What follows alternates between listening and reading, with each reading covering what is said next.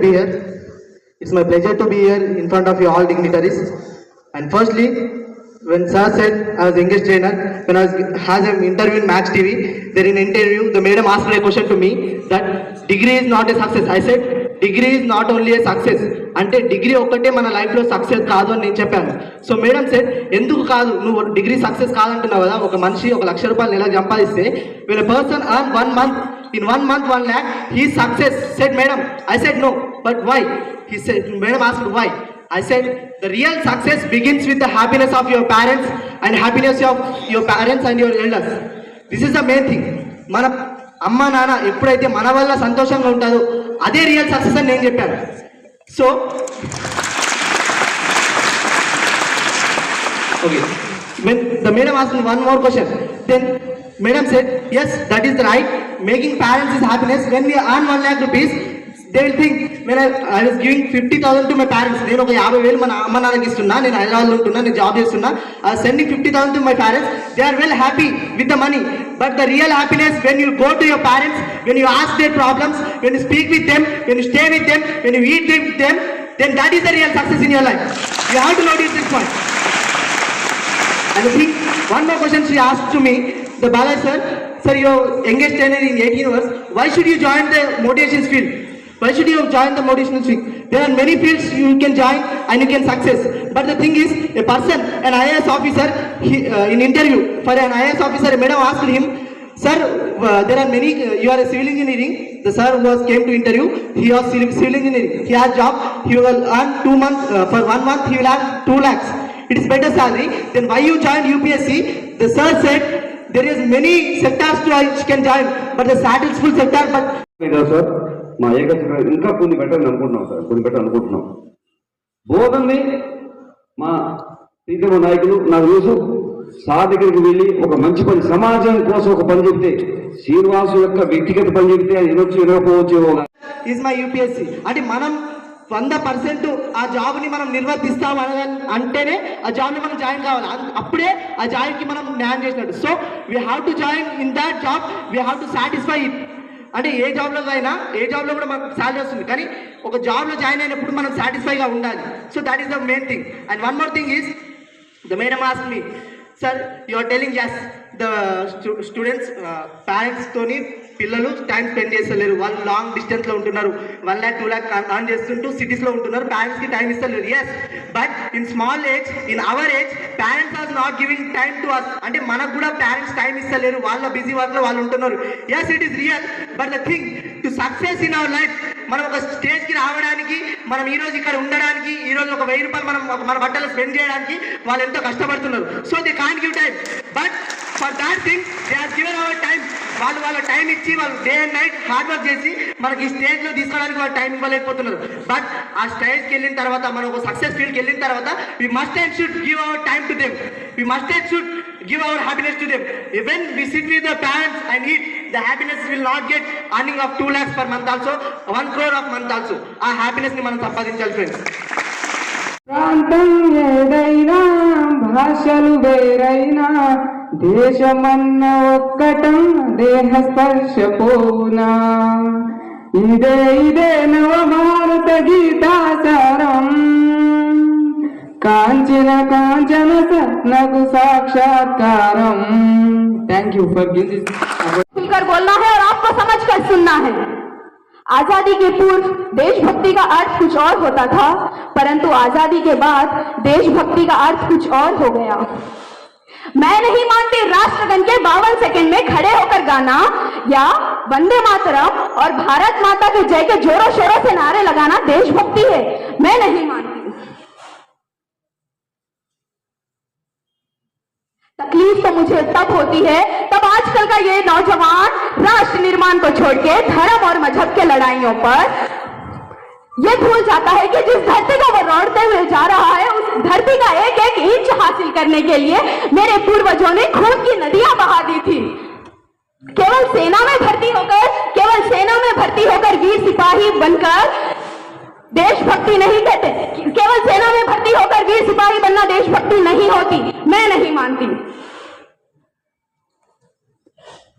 राष्ट्र निर्माण के सपनों में सोने वाले लोगों, अब भी वक्त है, जाग जाओ कि इससे पहले तुम्हारी ये नींद राष्ट्र निर्माण को ले डूबे।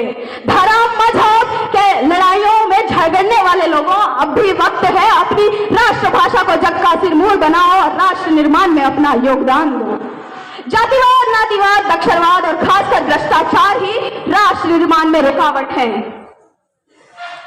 ये स्वर्खोर चाहते हैं कि फतेह ही चलती रहे, ये बलात्कार चाहते हैं कि औरतों की इज्जत लुटती रहे, और ये शराबी चाहते हैं देश लुटता रहे। और ऐसे लोगों की सोच के कारण ही आज मेरा ये अखंड भारत खंड खंड होता हुआ नजर आ रहा है। Very good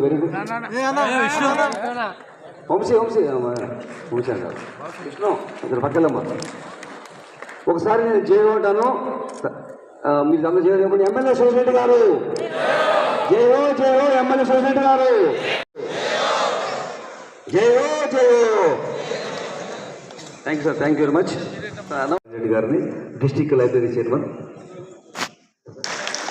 district library chairman అయినటువంటి రాజిరెడ్డి గారిని కూడా సన్మానించి కోరుకుంటూ ఉన్నాను sir I request Faizan and others please very fast sir message ఇవ్వాలి ప్రిన్సిపల్ గారు కూడా వేదిక మీద రావాలి ఎక్కడున్నా కూడా ప్రిన్సిపల్ గారు కూడా సార్ మా ఏకత్వ ఇంకా కొన్ని పెట్టాలని అనుకుంటున్నాం సార్ కొన్ని పెట్టాలనుకుంటున్నాం బోధనని మా ప్రీతమ నాయకులు నాకు తెలుసు సార్ దగ్గరికి వెళ్ళి ఒక మంచి పని సమాజం కోసం ఒక పని చెప్తే శ్రీనివాసు యొక్క వ్యక్తిగత పని చెప్తే అది వినొచ్చు వినకపోవచ్చేమో.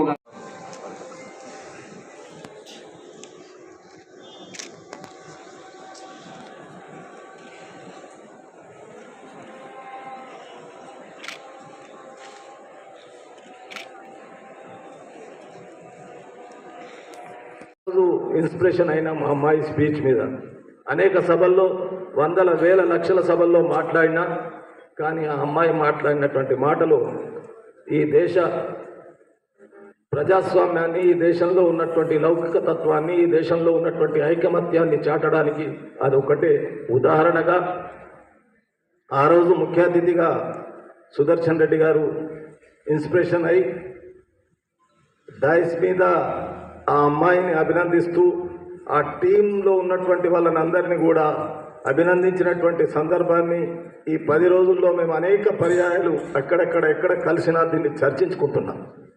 కానీ ఈరోజు విద్యా వికాస్ ఆధ్వర్యాన ఈ స్కూల్లో ఈ కాలేజీలో 1150 మంది విద్యార్థులు చదువుకున్నటువంటి దాంట్లో 2 విద్యార్థులు లేచి వచ్చి ధైర్యంగా వారి యొక్క టైంను ఏ విధంగా ఉపయోగించుకోవాలా, తల్లిదండ్రులను ఏ విధంగా గౌరవించాలా, ఉద్యోగమే ఒకటే మనకు ముఖ్యం కాదు, సంపాదనే ముఖ్యం కాదు, మనం నలుగురికి ఉపయోగపడాలా, మన తల్లిదండ్రులను కాపాడుకోవాలా, వాళ్ళని గౌరవించాలనేటువంటి చెప్పినటువంటి మాటలు మనమందరం ఆచరణలో పెడితే నిజంగా కూడా భారతదేశం అంత గొప్ప దేశం, ప్రజాస్వామ్య దేశం ఇంకొకటి లేదు అనేటువంటి విషయాన్ని నమ్మే వ్యక్తుల్లో నేను కూడా ఒకటి. కానీ చాలామంది నేను అనుకుంటాను ఎక్కడెక్కడి నుండో వచ్చి ఇక్కడ చదువుకుంటున్నారు. మీ భవిష్యత్తు మీ చేతుల్లోనే ఉంది. కానీ ఒకటి గుర్తు చేసుకోవాలా, పెద్దలు సుదర్శన్ రెడ్డి గారు 75 సంవత్సరాల వయస్సులో కూడా 4వసారి శాసనసభ్యుడుగా, గతంలో మంత్రిగా ఉండి డైరెక్టర్ గారు మాట్లాడుతూ అలీసాగర్ ఎత్తిపోతల పథకం ద్వారా బెల్లాల్కు నీరు తీసుకొచ్చి ఈ ప్రాంత ప్రజలను కాపాడడానికి తీసుకున్న నిర్ణయం ఆయన ముఖంలో అది చూసినాడు, ఆనందం కలిగింది అనేటువంటి. అందరికీ నమస్కారం, గుడ్ ఈవినింగ్ టు ఆల్. ముఖ్యంగా విద్యా వికాస్ డైరెక్టర్ శ్రీనివాస్ గారు, కెప్టెన్ అనాల్ అభిమన్ శ్రీనివాస్ గారు, మిలిటరీ మ్యాన్, వారికి విద్యా వికాస్ యాజమాన్యానికి, విద్యా వికాస్లో ఇంటర్మీడియట్ 4 కూడలీల మధ్య చదువుతున్నటువంటి విద్యార్థులకు, మాతో పాటు విచ్చేసినటువంటి ఈనాటి ముఖ్య అతిథి పెద్దలు ఏదైతే ఈ దేశానికి స్వాతంత్రం సంపాదించినటువంటి మహాత్మా గాంధీ గారు మాట్లాడకుండా మౌనంగా ఉండి కూడా అహింసా మార్గంలో ఈ దేశానికి స్వాతంత్రం ఇచ్చినటువంటి గొప్ప మహాత్ముడు. ఒక్కడే ఈ దేశంలో మొదలుపెట్టినటువంటి ఉద్యమం ఈరోజు 75 సంవత్సరాల స్వాతంత్ర ఉత్సవాలు జరుపుకొని గణతంత్ర దినోత్సవం రోజు ఏదైతే జెండావిష్కరణ కార్యక్రమాన్ని బోధన్ నడి బొడ్డున నగరంలో ఆవిష్కరించినటువంటి పెద్దలు సుదర్శన్ రెడ్డి గారితో పాటు మేము ఇక్కడికి రావడం ఆ రోజు దేశవ్యాప్తంగా పండుగ జరుగుతున్నటువంటి ఆ రోజు ఈ బోధన్ నియోజకవర్గంలో పుట్టినటువంటి ఒక అమ్మాయి దేశంలో స్వాతంత్రం, రాజ్యాంగం, ప్రజాస్వామ్యం దానికి అనుకూలంగా ఈ దేశంలో మనుషులంటే మట్టి కాదు అనేటువంటి నానుడి నినాదంతో ఈ దేశం యొక్క కీర్తి ప్రతిష్టలు ప్రపంచ స్థాయిలో ప్రజాస్వామ్యయుతంగా ఉండాలని ఆమె యొక్క ఉద్దేశం ఆ రోజు మాట్లాడినటువంటి చేసిన రోజు మీ అందరికీ మా ఆలోచనలు తెలియజేయడానికి తిరుగుతా ఉన్నాం. దానికంటే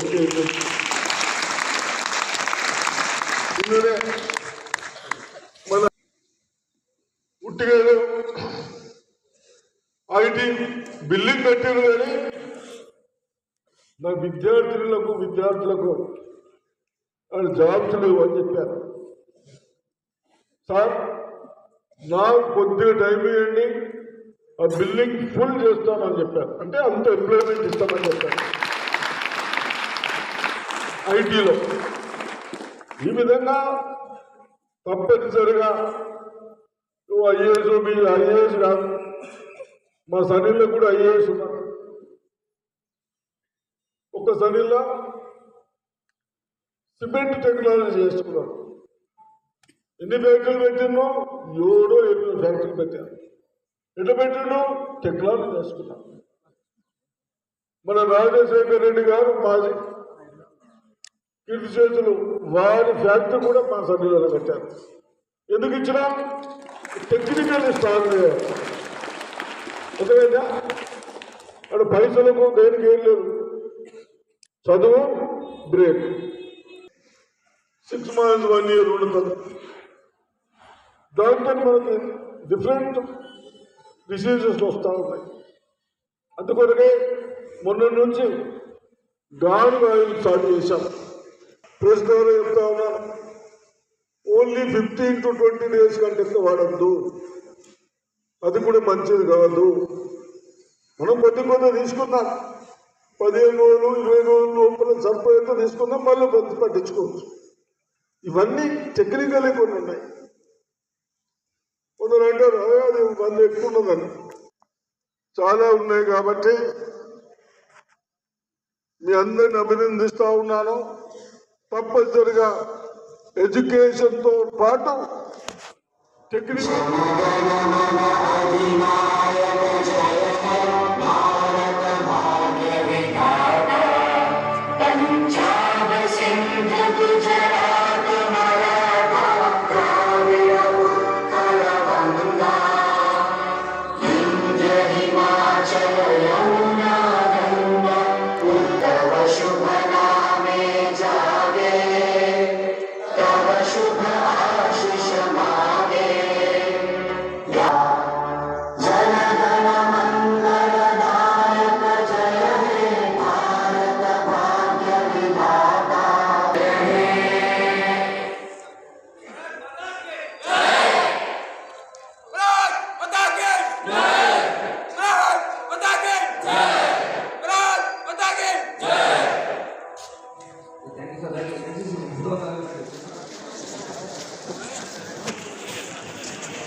Thank you.